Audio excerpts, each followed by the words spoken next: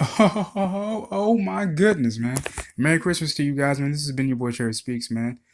We got another great theory from Screen Rant. Shout out to them always. Please support the official release. Also, shout out to Matt Morrison, the person that created this theory in this article. Let's get into it. Now, as we all know, Nora West Allen came into our lives at the very end cusp of season four, after the Thinker was defeated, and made a few cameos, in between throughout season four. So, here's my question: could the circumstances of Barry Allen's disappearance on the Flash have been altered by his daughter's travels to the past, causing him to vanish earlier than anticipated? Well, guess what, people? There is evidence that this might be the case. It cannot be denied that Nora West Allen's trip to 2018 has already changed the past and the future, and those changes can only become more significant the longer she remains in a time that is not her own, perhaps even eventually altering her father's destiny. Now, the Flash Season 5 has largely focused on Nora West Allen, who was formally introduced into the series in the Season 4 finale, the supposed quote unquote daughter of Barry Allen and Iris West. From the not too distant future of 2049, Nora adopted the superheroic, there we go, identity of XS and followed in her father's footsteps as a CSI and a superhero. Now, with her following in her father's footsteps as career-wise as a CSI and as a superhero, it makes me really wonder why, she's not really using her CSI credentials as much, like her CSI brain as much as Barry. But then again, back in season one, Barry. Well, then again, let me think about this.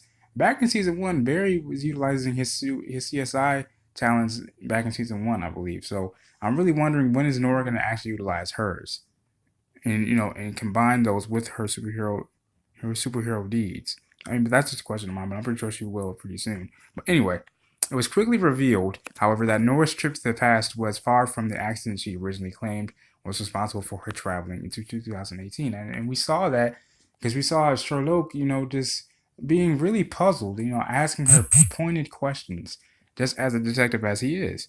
Because, I'm not gonna lie, when I first saw Sherlock, I thought he was a really shady character at first. But then I really started to really analyze him and really look at his behavior from basic human psychology, and I realized that maybe he really does love being a part of Team Flash, and he is a very great asset to the team. So when he began to really question Nora's motives and to see her sweat bullets, that really made me start to go, So it really made me, put on my little criminal justice helmet a little bit, tighten it up a little bit, and start to go to work myself. So, but as we all know, she finally confessed that she had gone back in time intentionally to get to know the father she only knew from family legends and museum exhibits, including the Arrowverse's Future Flash Museum, as Barry Allen disappeared in 2024. The fact that that's not so far away is really getting to me, man. It really is. Um, while the early episodes of the Flash season 5 confirmed that Barry's destiny was still on track, the recent Arrowverse crossover event Elseworlds suggested that the crisis which causes the Flash to disappear has been bumped up 5 years. Now, while there are several things that might have caused this to occur, Nora is the prime suspect as the only rogue time traveler seen to have been operating within the relevant time period. Okay, now here it goes. The Flash's Barry Allen disappears in 2024. Now, the time vote is very synonymous with this notion only because from the very beginning of season one, we saw the time vote and we saw that headline Barry Allen disappeared, the Flash disappears during Crisis. So ever since then, I've been wondering, like, oh shit, is that how the series is gonna end? Is that how the series is gonna end? So Barry's destined disappearance is in 2024, and it has been a matter of record since the Flash season one, as I just noted. It was here that Reverse Flash, in the guise of Harrison Wells, first looked at the newspaper from April 2024, which had the headline Flash Missing, Vanishes in Crisis. Now, later in the season, Barry Allen would discover this article and learn that his future self disappeared while fighting alongside Green Arrow, the Atom, and Hawk Girl. Wow, I forgot all about that. The same newspaper also made mention of the skies turning red, um, meteorological event of great significance to those comic readers familiar with Crisis on Infinite Earths. This was the same event where Barry Allen vanished while trying to save the multiverse and was presumed dead. I remember reading that as a kid and crying like a damn baby. I remember it very, very fondly. Um, the premiere episode of The Flash's season 5 confirmed that Barry Allen's destiny was still on track. As I just mentioned before, Nora West Allen showed her father a second newspaper from her time dated April 2049. Now, this newspaper headline spoke about how it had been exactly 25 years since the Flash disappeared during some manner of crisis. Now, the ultimate end for Barry Allen was exactly the same, though the article now made mention of superheroes like Supergirl and Batwoman showing up to join the battle, as well as Reverse Flash being seen leading an army of shadow demons. This last bit was another nod to Crisis on Infinite Earths. Now, as we all know, Nora West Allen screwed up the Flash's timeline. This time we can't blame Barry this damn time. It's his damn daughter's fault. Damn. Now, as the Flash season 5 progressed, it became clear that Nora West Allen's presence was altering the events of her past, which is why Barry was very, very, very, very, very, very meticulous and very like hell. He was very hesitant to make sure that she didn't do anything to fuck up the timeline. Okay, and eventually, that shedded. That feeling of doing that, eventually shedded because he got close to his damn daughter. They were so much alike, and so now, see, Nora's efforts to impress her father results in a metahuman criminal called Gridlock evading capture. Now, this surprised Nora, as she said that the records of her time showed Flash easily defeating Gridlock and only fighting him once. So, yeah, that's another major change came at the very end of the episode when Gridlock became the first victim of the serial killer known as Cicada. Nora later said that in her time, the first victim of Cicada was a man named Floyd Belkin. Now, the centerpiece of the Flash's other major subplot in season 5, the murder of Cicada, was a metahuman who had the ability to neutralize the superpowers of other metahumans. Now, according to Nora, Cicada was destined to become the one villain that Flash was never able to stop. Even the assistance of Green Arrow, the Legends, and Supergirl wasn't enough to enable Team Flash to discover Cicada's true identity, much less put a stop to his killing spree.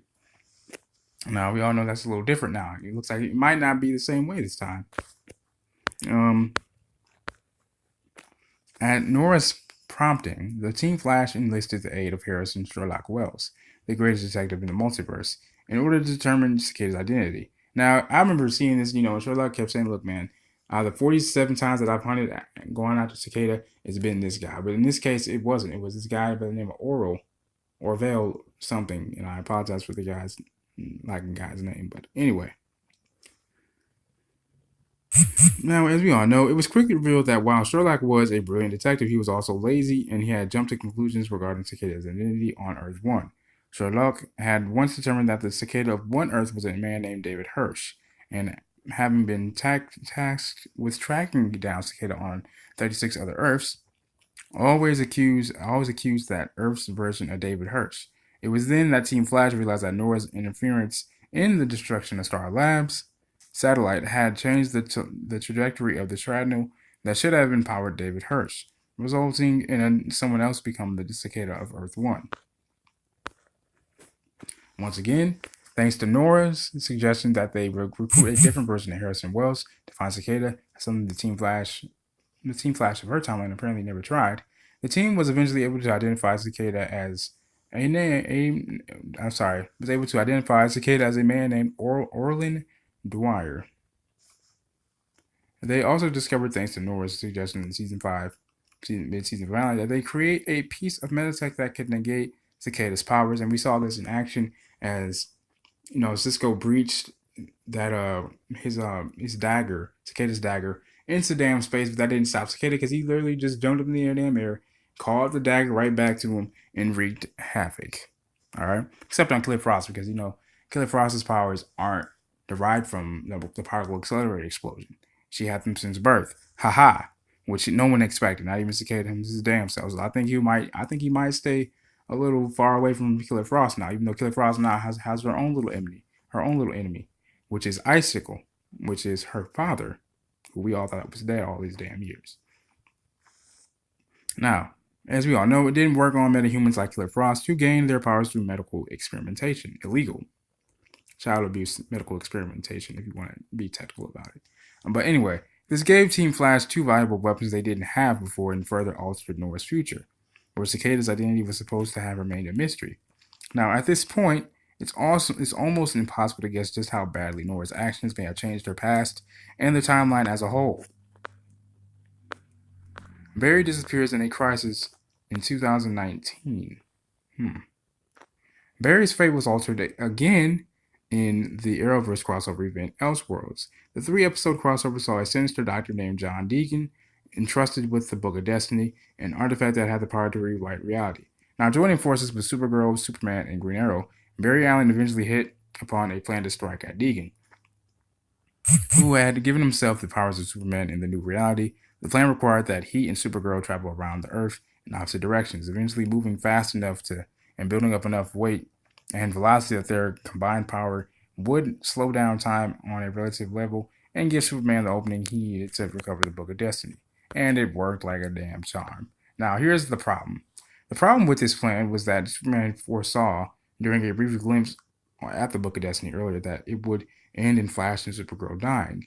Now, this prompted Green Arrow to seek out the Monitor, a cosmic being who gave Dr. Deegan the Book of Destiny as part of a test of Earth-One's heroes. A very fucked up test indeed, but you know how these heroes get.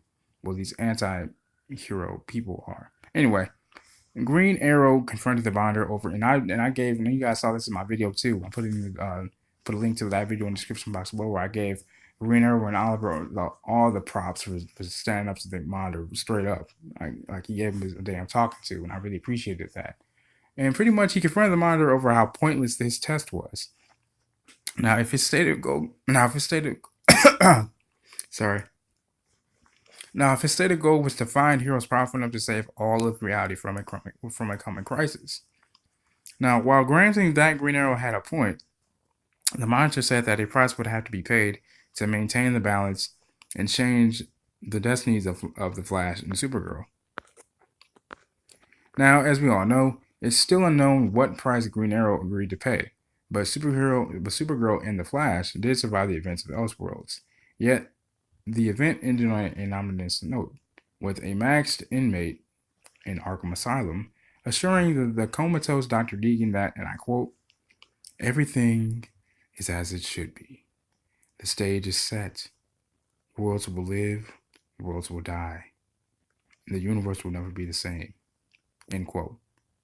Even without the character being identified as the Psycho Pirate and the line being a clear allusion to Crisis on Infinite Earths, the final outcome of Elseworlds was made clear by a title card announcing that Crisis on Infinite Earths will be 2019's Arrowverse crossover. Now, precisely why Crisis on Infinite Earths is occurring 5 years ahead of when it was suggested is unclear, unless audiences consider the mid-season finale of The Flash, season 5 of The Flash. It was that episode that revealed Nora West Allen was working for the Reverse Flash, who's imprisoned in Iron Heights Penitentiary in her time. Now, Nora has apparently been sending Thawne information on the current events in 2018 in a special time language for time travelers. Damn, Nora, why'd you gotta do your pops like this? Now, it's unknown precisely what Reverse Flash's plans are for this information, but it would certainly be within his means to calculate a way to alter the timeline so that his worst enemy's apparent destruction was pushed forward 5 years to 2019. I think they should say pushed back. But anyway, in The Flash Season 1, a time-displaced Eobard Thawne was able to alter the timeline so that the accident that transformed Barry Allen into The Flash occurred 7 years earlier on December 11, 2013. Now, before Thawne went back in time and replaced Harrison Wells, Barry Allen didn't become the Flash until sometime in the year 2020. And the time-displaced Reverse Flash was unwilling to wait that long for his arch enemy to gain the power that Thawne needed to steal in order to get back to his own time. Now, so in all this, what does this mean for the Flash's future? Well, that's a great question. Virtually anything is possible at this point, given Thawne's capacity for planning ahead as well as the advantages he possesses when it comes to future technology and knowledge of Barry's life. Talk about a fucking obsession, man. My goodness. The biggest question in all of this is, what's Thawne's ultimate goal? That answer largely depends on when this latest version of Thawne was created. We know that the Thawne we see in prison in 2049 has to be some kind of time remnant, given that the Reverse Flash has been erased from reality twice already. This does leave us with one important question. Why hasn't the Black Flash arrived to remove this version of Thawne from reality, as it did all the other time remnants Thawne created in Legends of Tomorrow Season 2 finale? And that's a great question, man. I look forward to it, man. This has been your boy Cherry Speaker. Let me know what you guys think. Let me know what your theories are. Did you guys like this video? I hope you guys did. If you guys have any suggestions as to what videos you guys want me to do next, please let me know in the comment section below. As always, they're always welcome. They always will be. Again, make sure you guys hit that like button, hit that subscribe button, hit that notification bell to be updated whenever I drop a video. Merry Christmas, everybody. Peace and love.